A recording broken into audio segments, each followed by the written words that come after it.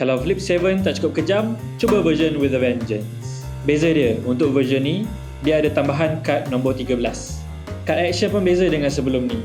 Kad tambah semua digantikan dengan kad tolak untuk bagi dekat orang lain.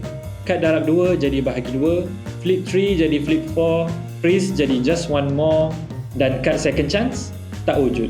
Ada juga kad baru, Steal, boleh curi satu kad orang lain, Discard, boleh buang mana-mana kad, dan Swap, tukar dua kad atas meja.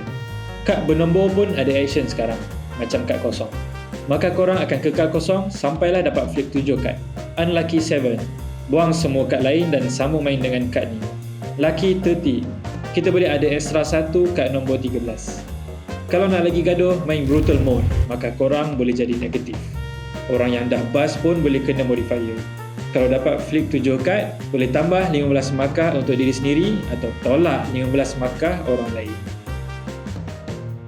Join giveaway Botlah dan berpeluang untuk memenangi Flip 7 with a Vengeance yang baru dan original. Cara nak menang senang je. Korang cuma perlu subscribe channel YouTube Botlah, like dan komen dekat video Flip 7 with a Vengeance gameplay dengan siapa korang nak main game ni. Pemenang akan diumumkan pada tarikh ni. Good luck dan selamat mencuba.